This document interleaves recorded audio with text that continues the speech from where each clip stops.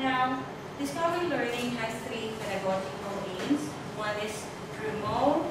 It promotes deep learning in the sense that it immerses the individual, the learner, in a deeper, in a situation wherein they need to use their critical thinking and cognitive skills, knowing about knowing, the information process, have you heard of this?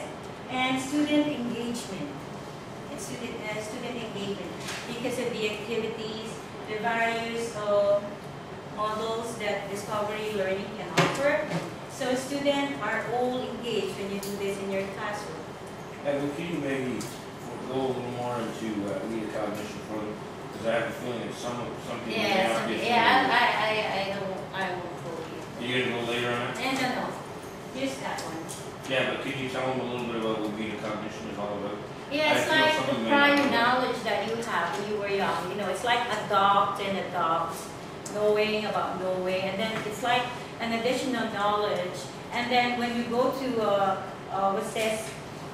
It's like another new thing that you are learning in your class. It's like adding to your knowledge, information process. I think the other thing is just a simple way to think of metacognition is learning how you learn, right? Is that you try to develop in students an awareness of the way that they learn. And when students can actually begin to develop that, then their ownership of their learning will go up. Because they're like, oh, I know that, things like visual learners, that's not the only way. There are hundreds of things, literally, that differ from child to child. Some kid wants to draw pictures on the page and help them learn. Another kid writes everything down. Another kid, rarely writes, but listens. There's hundreds of different things, but awareness of how is it that I'm learning, and trying to develop that in kids. That's kind of what metacognition is all about. Or even in adults, it's actually useful for us to keep learning about that as we get older. So it's like learning. Yeah. How is it I'm learning? Sure. Yeah. So this large and advanced organizer, it's like the differences between discovery learning by Bruner and this one is not actually by David Ausubel. David Ausubel commented about expository teaching in this and this one. So before that, I would like to show you David Ausubel first. Okay, David Ausubel, as you all know, developed the advanced organizer in 1960. So, going back. Discovery learning by Bruner. As you can see in here, this is an inductive way of teaching. It's like the teacher provides examples and examples to the students, and then the teacher asks the students to describe the attributes, both the relevant and irrelevant issues about a certain thing. For example, okay, here are a list of shapes. Can you tell me where is the triangle? Something like that. So it's like the children after that are going to name and define the concept as you go along. And then the students are going to do the concept mapping. It's like they're going to learn after the naming and defining of the concept. They're going to do it themselves, or maybe you can help out with this, and then the concept map. Okay, this is like the KWL that Zani mentioned before. And expository teaching, by the thing that David also said here, the teacher, this is a traditional way of teaching. Expository teaching is the oldest teaching method in teaching science and arts. And the teacher is doing all the job in here, presenting the advanced organizer, naming and defining a concept, describing the attributes and examples and examples. So in this one, Bruner commented that the students are not learning anything. They are very passive, inactive in class, and there's no relevance in their daily life. So he really argued on this. And this one, the disadvantage is that there's no involvement of the students.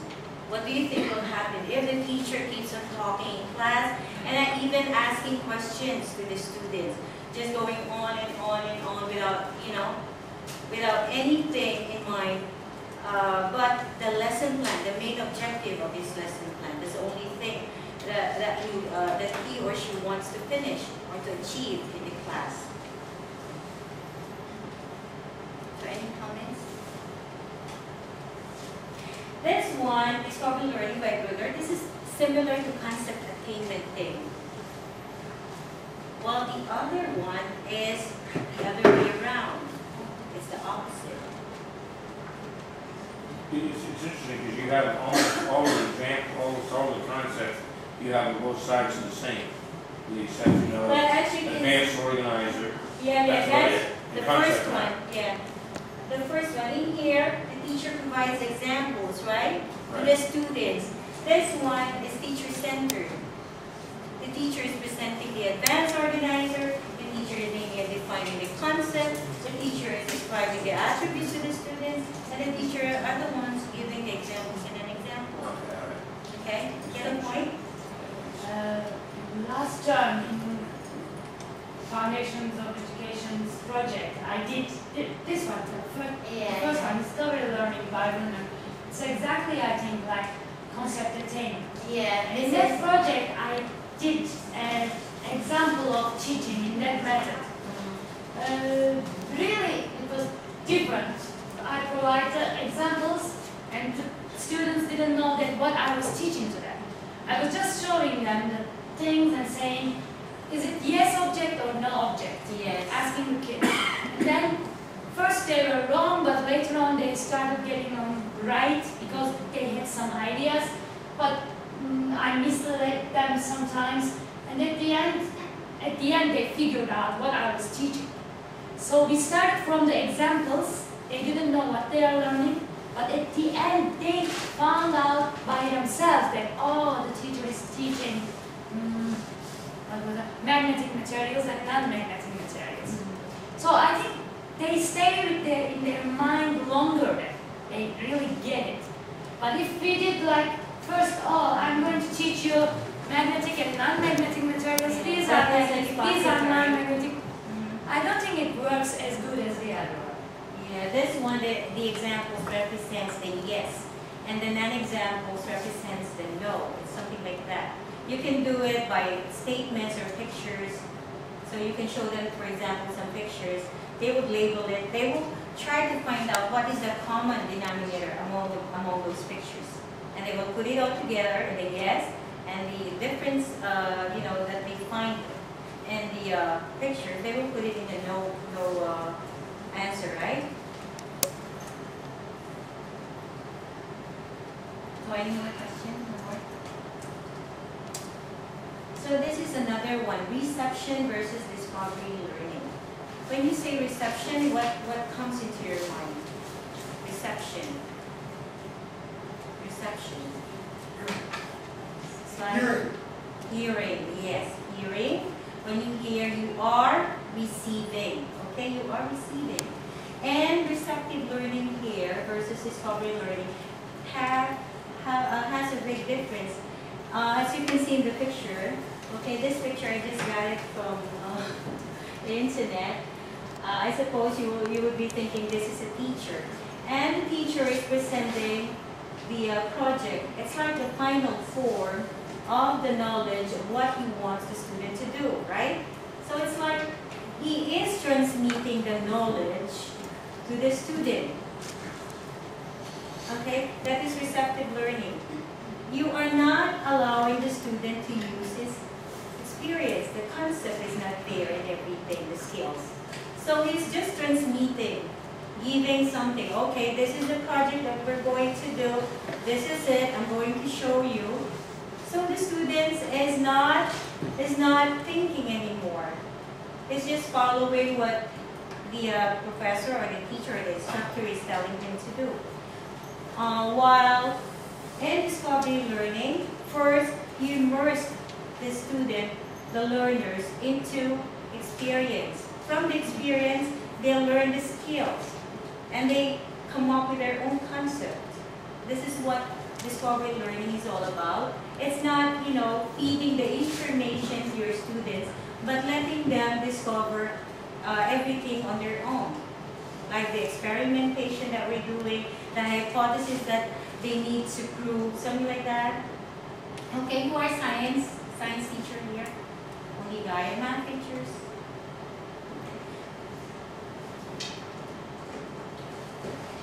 So discovery learning, as we all know, it's not fishing around. Meaning to say that you don't just give a bunch of stuff to your students and say, okay, you go to your class and do the experiment and discover something. You need to have something, a specific goal in your mind. What specific skills do I want my students to do in my class? On this certain kind of activity, something like that. So you need to plan ahead. Planning is very important. You are accountable for everything, material, so on and so forth. Even how you nurture the environment in your classroom. Because as we all know, especially in science, it's very dangerous, especially for young kids. So you need to be careful about this. Because they are very curious to know everything, they touch anything in the classroom. So you really need to be a key watcher also. So discovery learning is powerful, it's active, open-ended, and built on humans' natural desire to find out. So you don't tell the individual, he must learn it. He has his own way of doing it, And we have open discovery learning, which it's like, this is an example, a good example of the OEL research paper. And I'm quite sure you're aware of this. And the students decides by themselves on what topic are they going to do. Usually they need to have 1 to 3 questions to guide them in their investigation towards the topic. And they go to find the source list. Of course, they need to do the note-taking, to write down all the important information that they will be needing for the initial until they reach the final paper. And in here, if it's a group, they need to share their ideas, experiences, and all the things that they've come up during their research. And the short explanation of this OBL, Independent Cellular Investigation, we are actually doing this also in our class, identifying a topic. So the students will need to identify a topic, and from there, it will lead him to collect and organizes the data that he needs in a certain topic. And from there, he will make a conclusion and will end up presenting a conclusion after everything had been fixed. So this is a good way of this project for them. The other one is